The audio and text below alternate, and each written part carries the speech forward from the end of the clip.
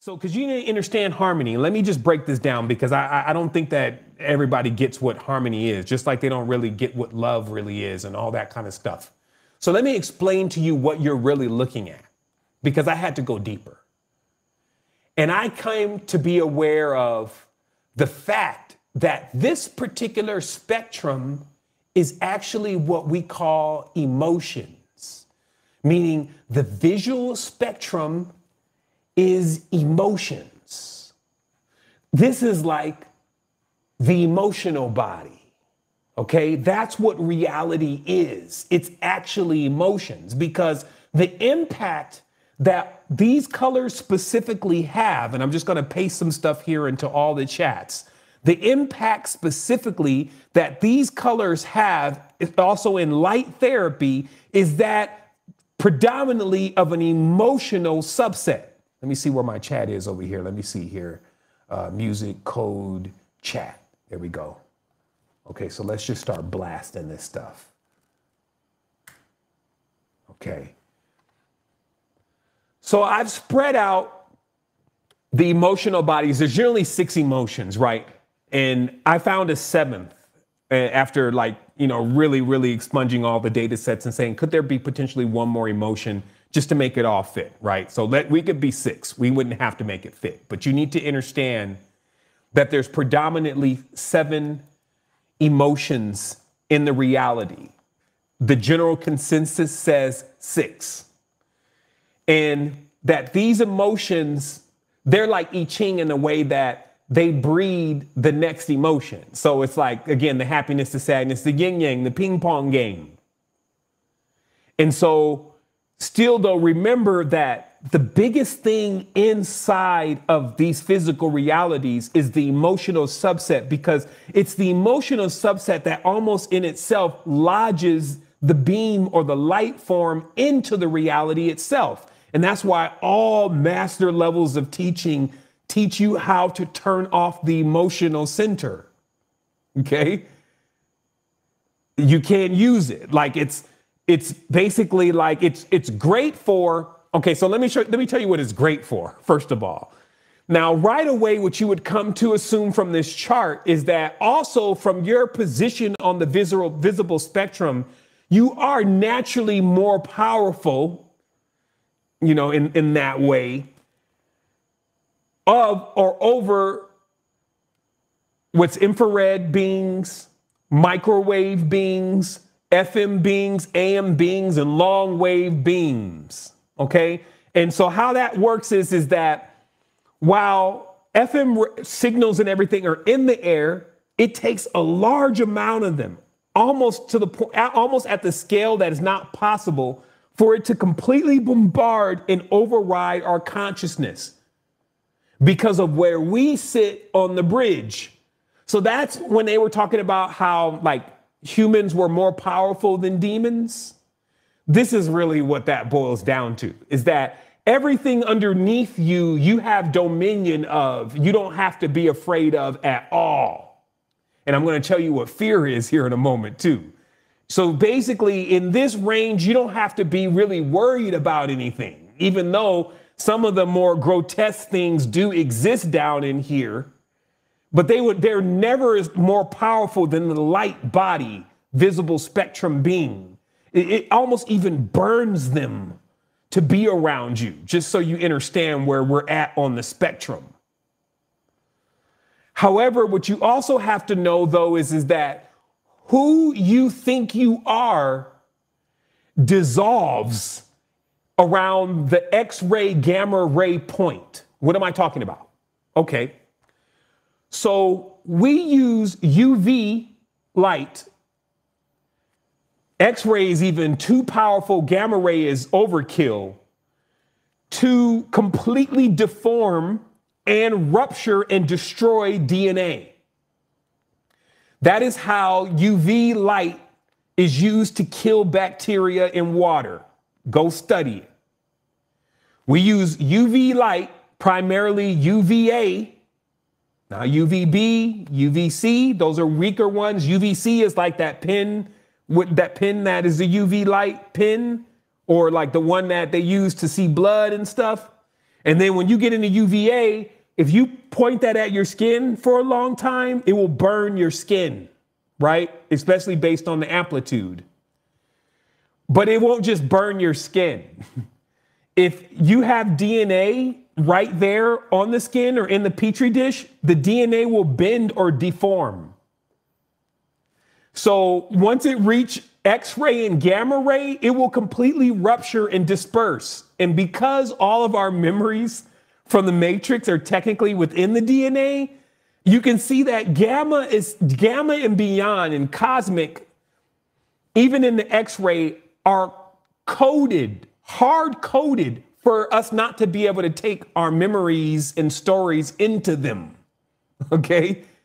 This is how it protects itself from the taintedness of what could come from the emotional body. This is a fail-safe. This is what makes sure that you always reanimate. You will never die. You will always continue to live on.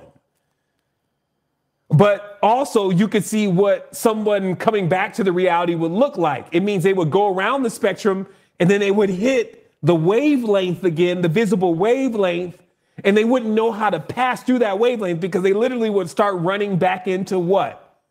Their memories.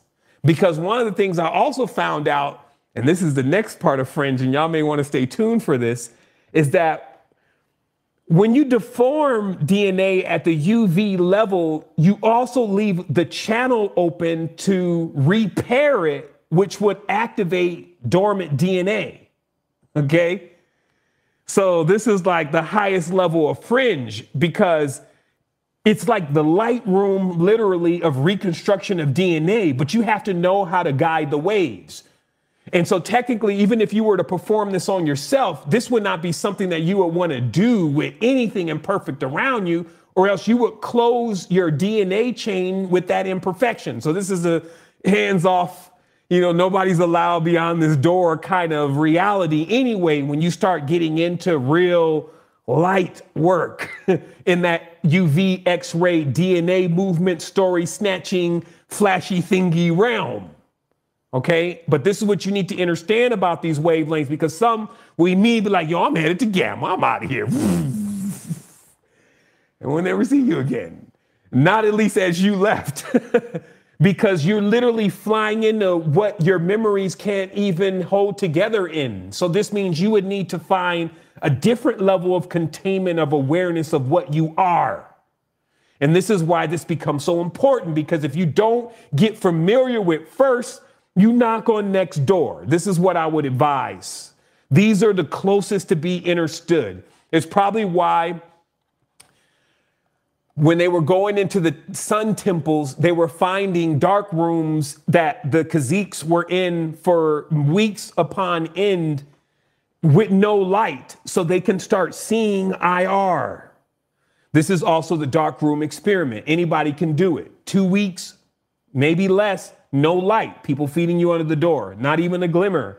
Your eyes begin to adjust and your whole array system readjusts. And now you can see infrareds. You see what I mean?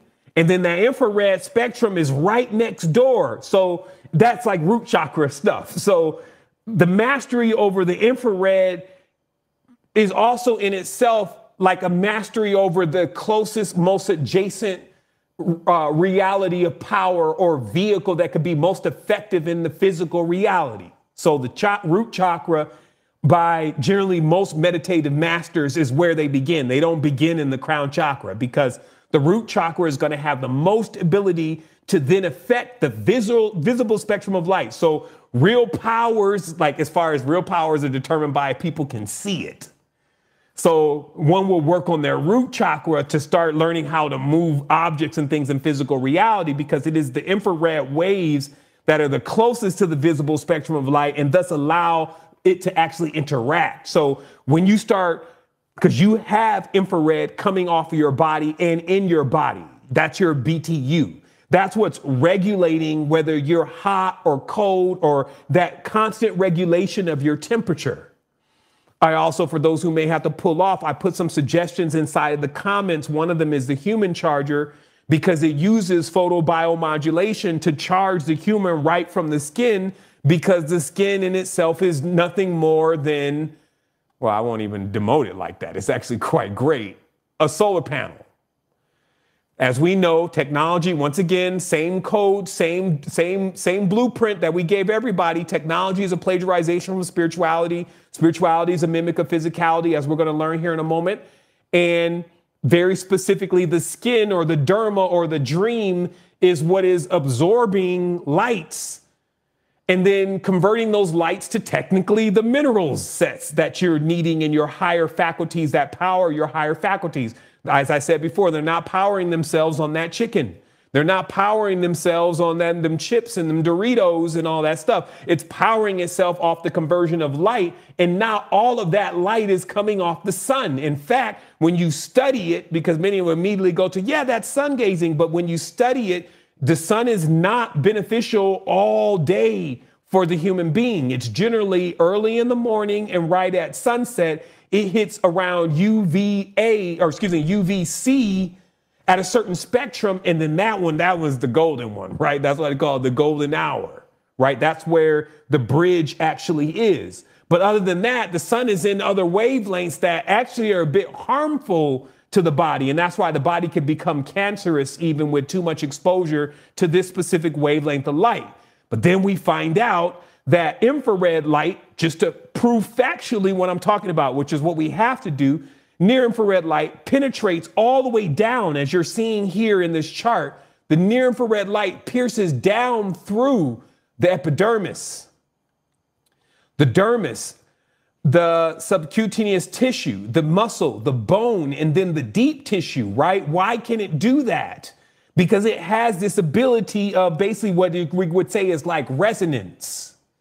And when that light touches you, the blood, so how your body works is the blood, even if you put the light, I put it on my thigh because that's like the biggest area, right? There's a lot of blood moving through there.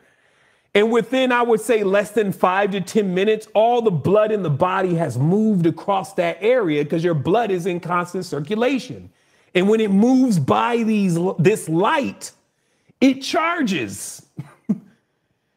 That's how it works. And on top of that, if you want to get even further breakdown of some of the discoveries that are like not even discoveries anymore because they're so old, it was the ability to take a UVB or UVC light, point it at a green plant in the darkness without anything else beside that UVB and UVC light, and watch the plant begin to develop vitamin D inside of the plant. And then be able to even extract the vitamin D that was developed inside of the plant and have it right there on the beaker as like a little bit of white powder to show you can convert from light minerals. So basically that there's a whole nother level of health, a whole nother level of regeneration that hasn't even been really explored because they've been hiding it, because light is very cheap. That's just the thing about this. It's like a one-time application in that way. And so, but it's more to it. It's not even that it's just cheap.